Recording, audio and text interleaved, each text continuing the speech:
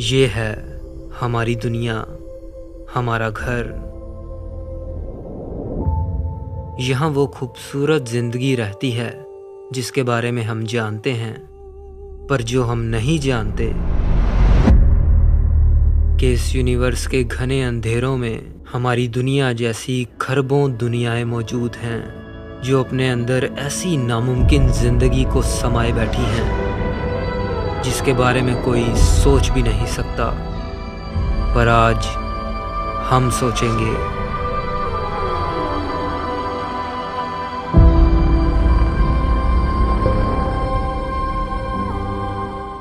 तो आइए मेरे साथ एक ऐसे सफर पर जिसमें हम इस कभी ना खत्म होने वाले यूनिवर्स के घने अंधेरों में से होते हुए तलाश करेंगे ऐसी अनजान दुनियाओं को जिनकी कोख में बसती है जिंदगी।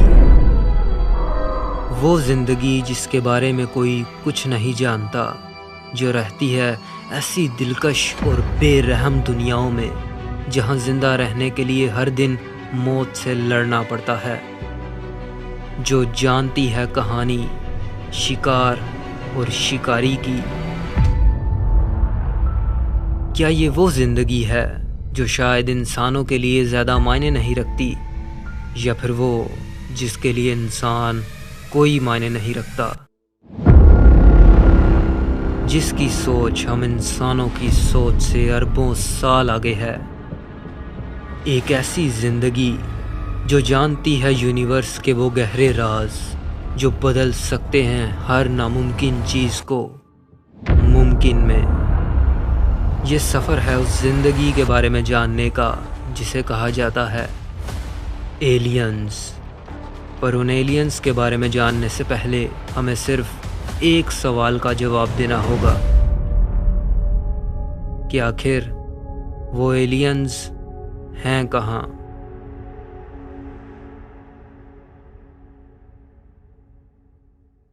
पर जिस जिंदगी की तलाश में आज हम निकले हैं, कहीं उसने हमें पहले ढूंढ लिया तो क्या होगा।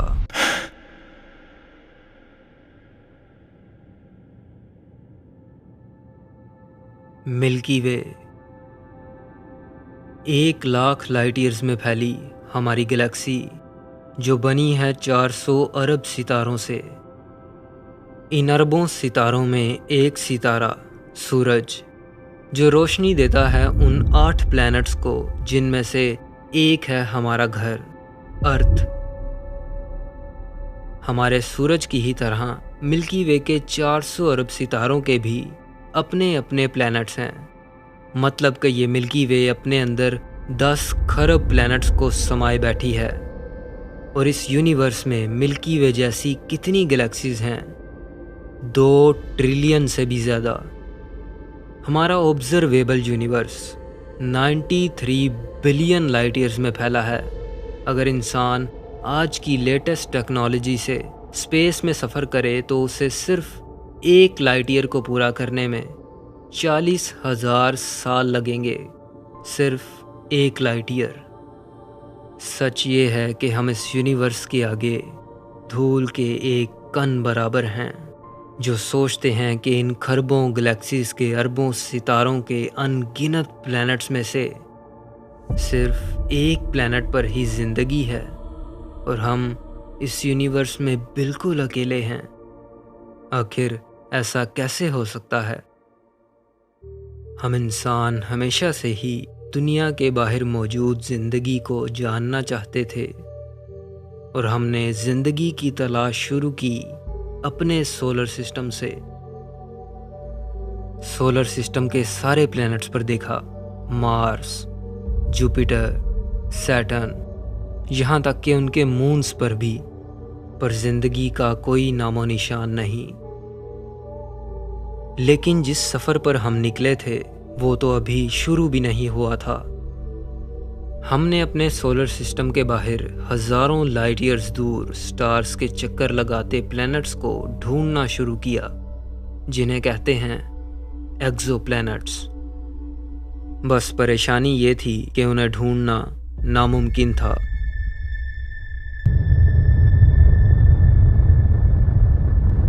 एक्सोप्लैनेट स्टार्स के मुकाबले बहुत छोटे होते हैं और उनके स्टार की बेहद तेज रोशनी उन्हें सामने होते हुए भी छुपा देती है, और बड़े से बड़े टेलीस्कोप के लिए डिटेक्ट करना ऐसा है जैसे समंदर में नमक ढूंढना। साइंटिस्ट ने इस परेशानी को देखते हुए एक ऐसी टेक्निक का यूज किया जिससे न सिर्फ एक्सोप्लैनेट्स को ढूंढ सकते थे बल्कि उसके साइज से लेकर केमिकल कंपोजिशन तक हर चीज का पता चल जाता। The Doppler technique. एक्सोप्लैनेट के स्टार के सामने से गुजरते ही स्टार की रोशनी में हल्की सी कमी आती है, जिससे एक एक्सोप्लैनेट का पता चल जाता है। और इस टेक्निक का यूज करके हमने अपना सबसे पहला एक्सोप्लैनेट ढूंढ लिया।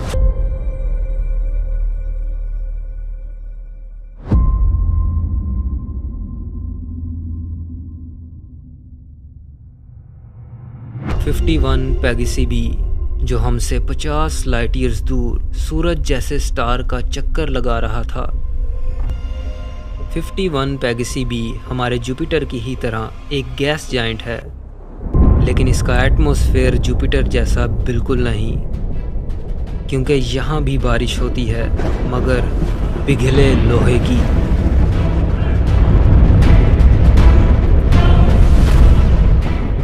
हम तो एक ऐसी दुनिया ढूंढने निकले थे जो हमारे सोलर सिस्टम के प्लैनेट से मिलती हो, जहां जिंदगी बस सके, मगर इस प्लैनेट ने तो हमें हिला कर रख दिया और बताया कि जिस चीज़ को हम ढूंढ रहे हैं वो इतनी आसानी से नहीं मिलने वाली। 51 पैगसी बी के बाद हमने कुछ ऐसी दुनियाओं को देखा जो इंसानी सोच को मरोड़ कर रख देने वाली थी। ऐसे प्लैनेट जो पूरी तरह बर्फ से जमे थे, कुछ इतने हल्के कि अगर किसी बड़े समंदर में डालो तो तैरने लगें, मगर इतने बड़े कि इनमें हजारों दुनियाएं समा जाएं। कोर प्रेशर इतना कि हीरा भी जर्रा जर्रा हो जाए।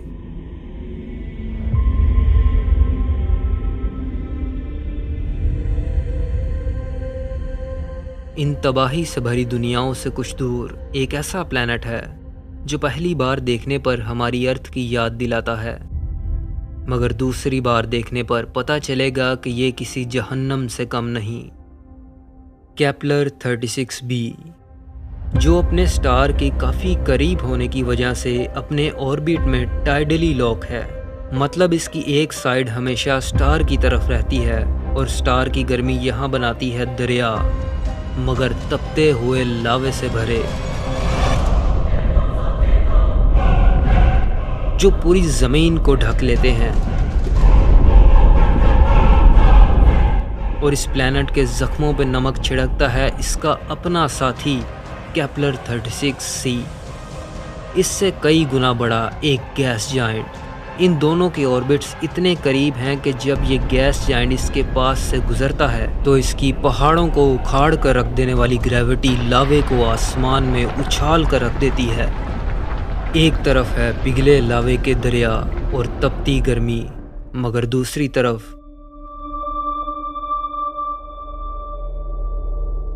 जमा देने वाली सर्दी, लाखों किलोमीटर में फैले बर्फ के पहाड़ और अंधेरा हमेशा के लिए। The planet of fire and ice. ये दुनियाएं तो बस उस खतरनाक यूनिवर्स की झलक भर थी जिसमें हम जिंदगी की तलाश में निकले थे। मानो ये प्लैनेट्स हमें कह रहे हों कि हम इस यूनिवर्स के बारे में जो सोचते हैं ये वैसा बिल्कुल भी नहीं। ये दुनियाएं हैं नर्क से भी बदतर, जिंदगी का नामो निशान मिटा देने वाली। आखिर इन पर जिंदगी कैसे हो सकती है?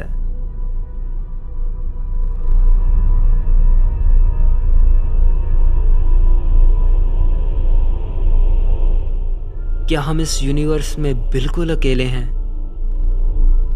क्या हमारे अलावा यहाँ कोई नहीं? कहा जाता है कि जिंदगी की तलाश है तो पहले पानी को तलाश करो। Follow the water.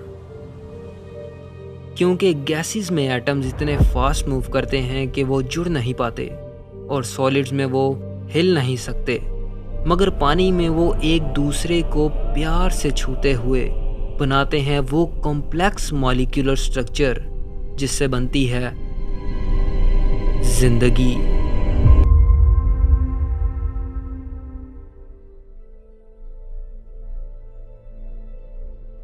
K2-18b अर्थ से 8 गुना बड़ा एक ऐसा प्लैनेट जहां जिंदगी को बनाने वाली सबसे ज़रूरी चीज़ मौजूद है, पानी। पर शायद कुछ ज़्यादा ही, एक ऐसा वाटर वर्ल्ड जो पूरी तरह ढका है पानी से। क्या इस पर जिंदगी हो सकती है? इसका डेंस हाइड्रोजन रिच एटमॉस्फेयर और इतना बड़ा साइज बहुत ज़्यादा ग्रेविटी की वजह बनता है, जिससे पानी के नीचे जाते ही प्रेशर की वजह से टेम्परेचर 5000 फ़ारेनहाइट तक पहुंच जाता है और इतनी गर्मी कॉम्प्लेक्स लाइफ जैसे DNA को बनने ही नहीं देती।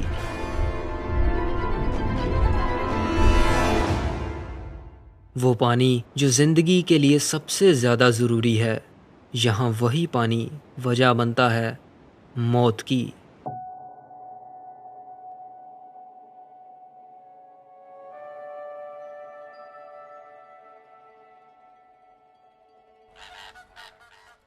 जानते हैं यूनिवर्स के बाकी प्लैनेट्स के मुकाबले सिर्फ अर्थ पर ही जिंदगी क्यों है? क्योंकि अर्थ एक परफेक्ट प्लैनेट है, ना ज़्यादा गर्म ना ज़्यादा ठंडा, ना पूरी तरह पानी से ढका ना ही बंजर ज़मीन से। एक ऐसा प्लैनेट जिसकी ज़मीन से आसमान तक का हर मॉलिक्यूल और एटम ज़िंदगी के साथ खड़ा है। और अगर हमें ज़िंदगी की तलाश करनी है तो बस एक अर्थ जैसा परफेक्ट प्लैनेट ढूंढना होगा। पर आखिर इस यूनिवर्स के अरबों खतरनाक और नर्क जैसे प्लैनेट्स में से कितने प्लैनेट हमारी अर्थ जैसे हैं? 100 बिलियन ट्रिलियन 100 अरब खरब प्लैनेट्स।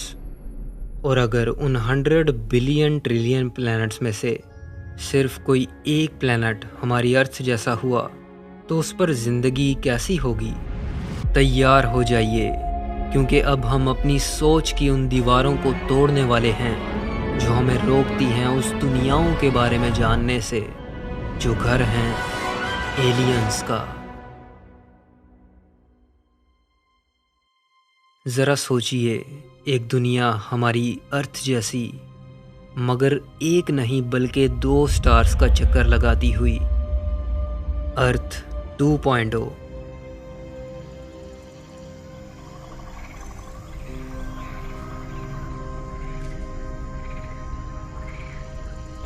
यहाँ ऐसे शिकारी एलियंस हैं जो ज़मीन से उगने वाली फंगस को खाते हैं, और कुछ ऐसे जो इनको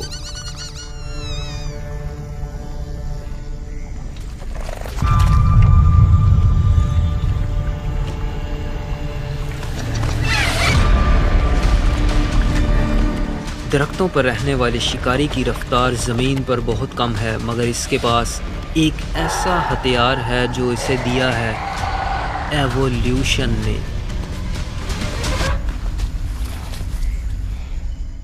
इस बार तो शिकार भाग गया, पर अगली बार शायद किस्मत साथ ना दे। इस दुनिया में अर्थ के मुकाबले ऑक्सीजन 10% ज़्यादा है, जिसकी वजह से यहाँ हर चीज़ ज़्यादा बड़ी, ज़्यादा ताकतवर और ज़्यादा रंग बिरंगी है। आज ये शाकाहारी एलियन फिर अपना पेट भरने यहाँ वापस आया है, मगर इसे ये नहीं पता कि ये इसका आखिरी दिन है। फंगस दिमाग को सुन कर देने वाला एक ऐसा इन्फेक्शन स्प्रे करती है जिससे डर का एहसास ख़त्म हो जाता है, और शिकारी के सामने होते हुए भी इस बार वो नहीं भागता। बिना भाग दौड़ के शिकार मिल जाए तो कौन ना करेगा। एक आसान शिकार मगर जहर से भरा।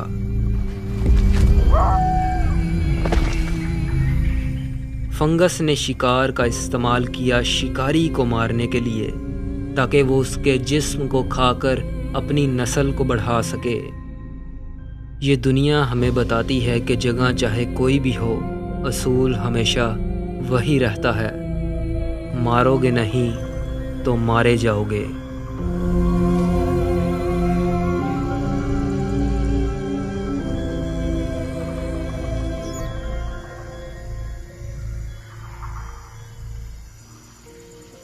साइंस की नज़र में ज़िंदगी का एक अर्थ जैसे परफेक्ट प्लेनेट पर होना साबित करता है कि ये सिर्फ उन दुनियाओं में बस सकती है जहाँ हर चीज़ एक बैलेंस में हो। लेकिन मैं एक ऐसे जानवर को जानता हूँ जो हमारी इस बात से सहमत नहीं।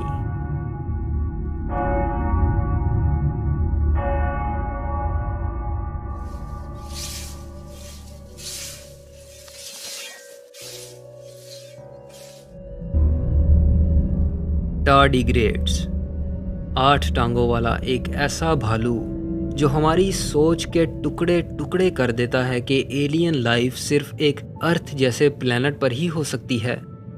एक ऐसा जानवर जो है तो अर्थ का मगर किसी एलियन से कम नहीं।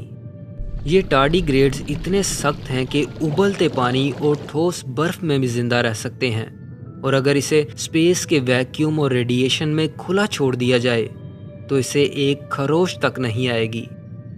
ये दुनिया के सबसे ऊंचे पहाड़ों से लेकर समंदर की गहराइयों तक हर जगह मौजूद हैं।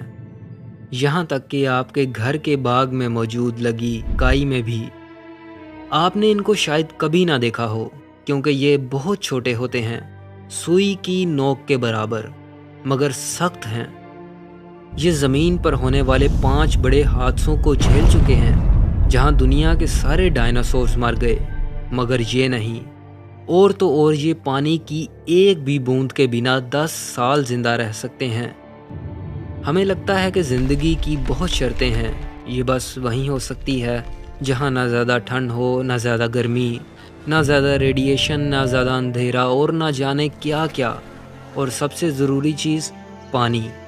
मगर हमारी ये सोच गलत है। टार्डिग्रेड्स ने यह साबित कर दिया है कि उन हालातों में भी जिंदा रहा जा सकता है जहां हम इंसान नहीं रह सकते। और अगर दुनिया में रहने वाला एक छोटा सा जानवर कहीं भी जिंदा रह सकता है तो एलियंस क्यों नहीं।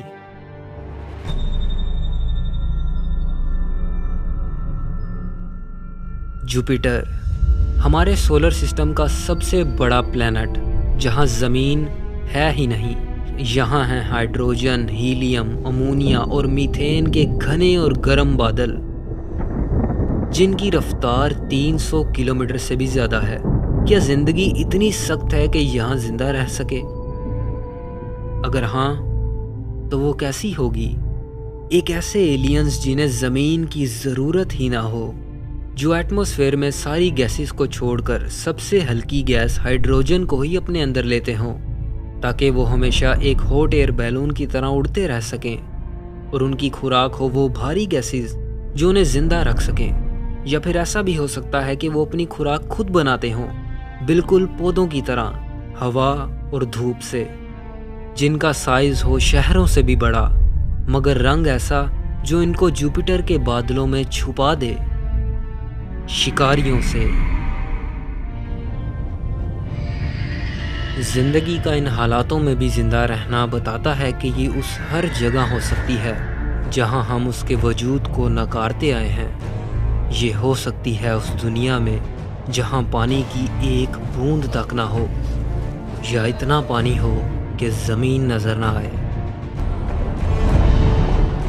उस दुनिया में भी जिसकी एक तरफ हमेशा दिन है और दूसरी तरफ हमेशा रात, जहाँ ग्रेविटी इतनी ज़्यादा हो कि हर चीज़ ज़मीन में धंस जाए, या इतनी कम कि हर चीज़ उड़ने लगे। और क्या पता ज़िंदगी ने 51 पैगेसी बी के उस नर्क में भी ज़िंदा रहने का तरीका निकाल लिया हो जहाँ पिघला लोहा बरसता है।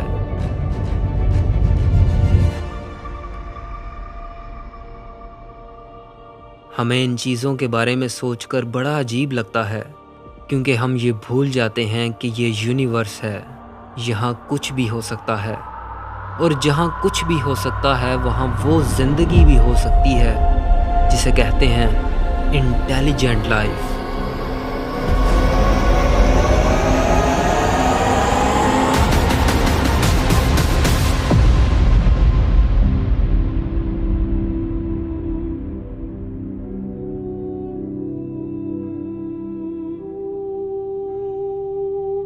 दस अरब साल पुराना एक ऐसा प्लेनेट जो कभी हरा भरा हुआ करता था, बिल्कुल एक जन्नत की तरह, मगर इसके मरते सूरज ने इससे सब कुछ छीन लिया। लेकिन इस पर रहने वाली ज़िंदगी इन 10 अरब सालों में इतनी इवॉल्व हो चुकी है कि प्लेनेट के बंजर हो जाने से भी उन्हें कोई फ़र्क नहीं पड़ता।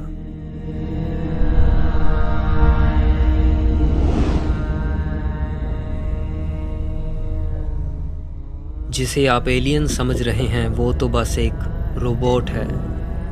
हर बॉक्स में है एक ऐसा एलियन जिसे अपनी बॉडी की ज़रूरत नहीं। ये है बस उसका दिमाग, जो ना कभी बूढ़ा होता है और ना कभी मरता है, और हर दिमाग एक दूसरे से जुड़ा है, और ये सब दिमाग मिलकर बनाते हैं एक ऐसी सोच जो पूरे प्लेनेट को कंट्रोल करती है। एलियन लाइफ चाहे कितनी भी एडवांस क्यों ना हो, यूनिवर्स के कहर से बचना नामुमकिन है।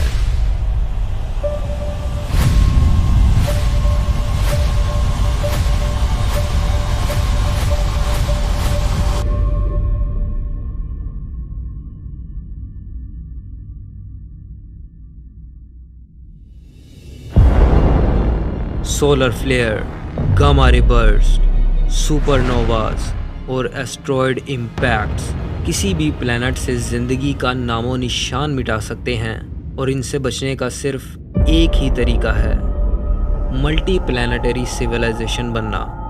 ऐसी एलियन सिविलाइजेशन जो प्लैनेट्स को शहरों की तरह इस्तेमाल करती हो, और इस यूनिवर्स में एक जगह से दूसरी जगह जाने के लिए एक ऐसी टेक्नोलॉजी का इस्तेमाल करे जिसकी रफ्तार लाइट से भी ज़्यादा हो। लाखों लाइट ईयर्स का सफ़र सिर्फ 1 सेकंड में, चाहे स्पेस फैब्रिक के ज़रिए ट्रैवल करना हो या वार्म होल्स के।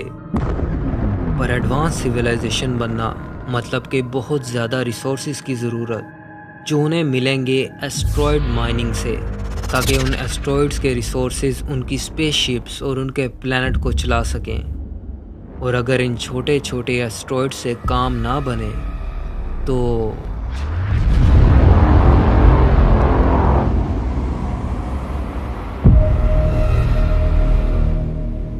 मल्टी प्लैनेटरी सिविलाइजेशन बनने के लिए सिर्फ एस्ट्रॉयड्स और प्लैनेट से काम नहीं चलता। इन्हें चाहिए बेतहाशा एनर्जी।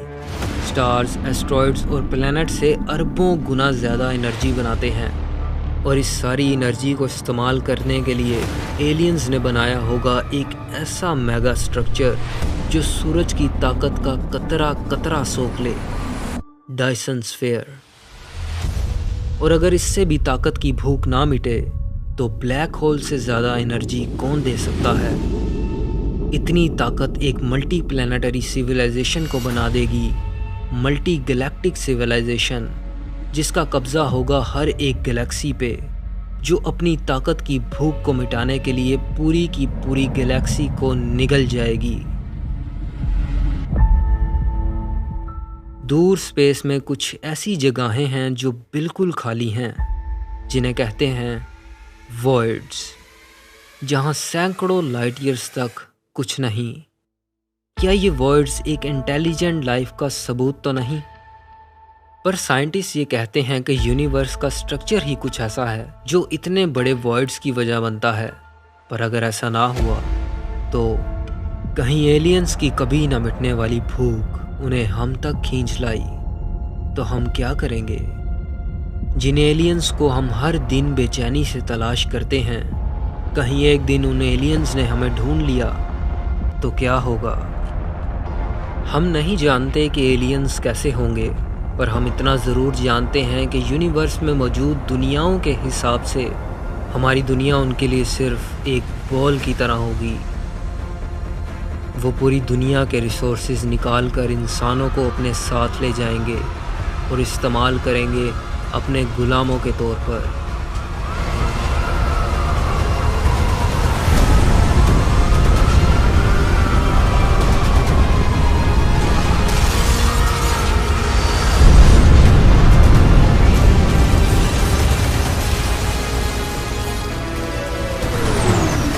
अगर हम इंसानों ने फ्यूचर में इतनी तरक्की कर ली कि एलियंस जितनी एडवांस टेक्नोलॉजी बना सके, तो एक ऐसी जंग होगी जिसके बारे में आज तक किसी ने ना सोचा हो।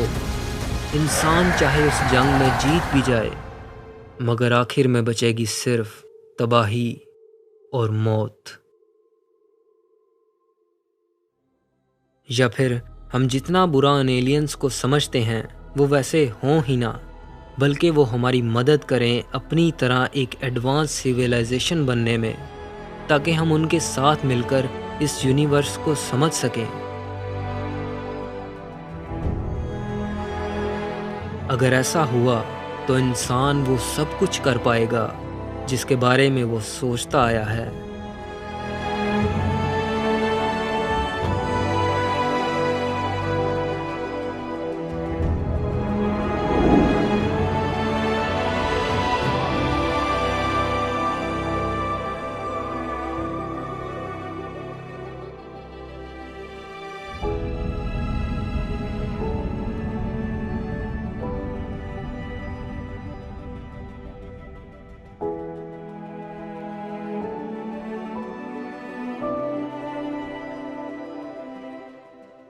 क्या कहानी का अंत बस यही है, या फिर इस यूनिवर्स में कोई और भी है जिसे इन सब चीज़ों से कुछ फ़र्क नहीं पड़ता, जो टाइम और स्पेस की सारी हदों से पार रहती है, जिसे किसी भी चीज़ की ज़रूरत नहीं।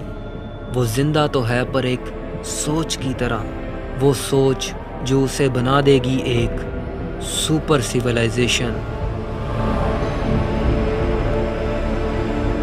जो जानती है यूनिवर्स के वो गहरे राज, जो हर नामुमकिन चीज़ को मुमकिन में बदल दे।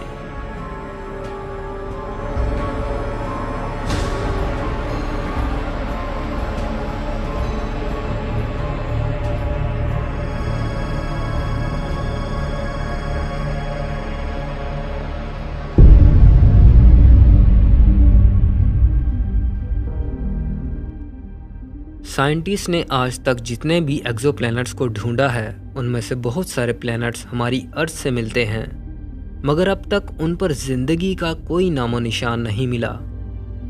कहीं वाकई ये सच तो नहीं कि हम बिल्कुल अकेले हैं। पर अगर कहानी का दूसरा रुख देखें तो सच ये है कि रिसर्चर्स ने बस हमारी गैलेक्सी के खरबों एक्सोप्लैनेट्स में से सिर्फ 5000 एक्सोप्लैनेट्स को ही ढूंढा है। सिर्फ 5000। ये ऐसा है जैसे आप समंदर से पानी की एक बाल्टी भरें और कहें कि इस बाल्टी में तो कोई मछली नहीं आई। इसका मतलब पूरे समंदर में कोई मछली नहीं है। कहते हैं हर सफ़र का एक अंत होता है, मगर जिस सफ़र पर आप निकलने की गलती कर चुके हैं उसका ना कोई अंत है और ना पीछे मुड़ने का कोई रास्ता, क्योंकि अभी तो हमने देखना शुरू किया है और ज़रूरी नहीं हर चीज़ दिखाई दे, कुछ